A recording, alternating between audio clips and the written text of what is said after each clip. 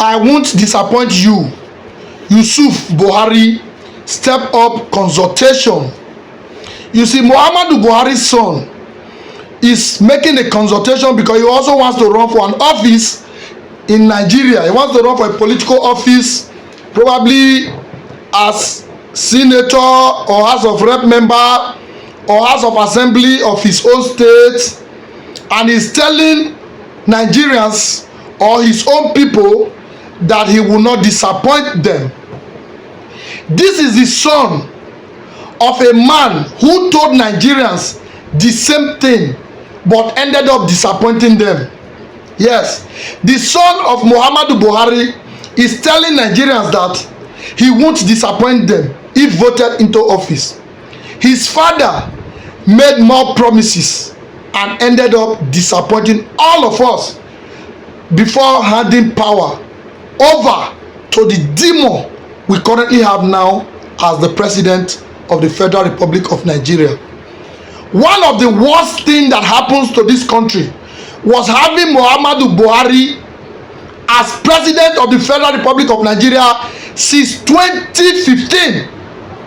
Subsequently, he destroyed the country for 8 years and then hand power over to the current demon we have now in the person of Bola Ahmed Tinubu. These are the worst things that have happened to Nigeria and Nigerians as a people.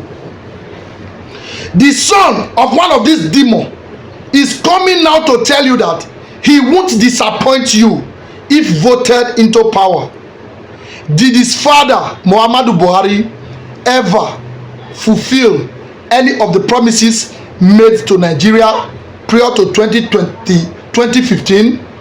Did Buhari fulfill any promise, any of his campaign promises? Did he? His son has now come forward to be telling you the same line of story. Nigerians, let me tell us, if we refuse to unite to stop these people, it will continue like this. The trajectory of this country is going to remain like this. Muhammadu Buhari ruled when he was much younger as a military head of state, only to return back to also rule us as a president, as a democratic president. Now, the son wants to also rule over us and our children. Buhari ruled over our father and us. Now his children want to rule over us and our children. His children will hand over to their children. At least Seyi Tinubu is already in government now. He's the one running the country as we speak now. Yes, some wicked children are also running into political offices as we speak now. So if we don't come to stop these people, if we don't unite to stop this bunch of criminals, when they finish, they will hand power over to their children, who will take it up from there. They will rule over us. Their children will also rule over us and our children. Their children will rule over our children. Haba. Are they the owners of this country?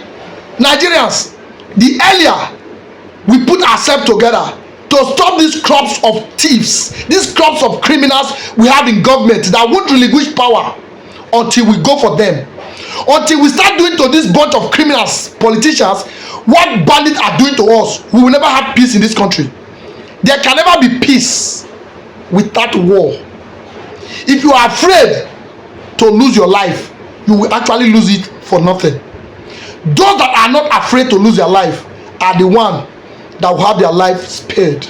The earlier, the better. We can't be a coward in our own country. Enough of this criminality. They are poking their hands in our eyes and we are laughing at it.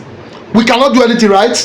If we don't do anything in the coming year, we will have too much to regret unless we fight now to stop this from getting worse beyond what it is already.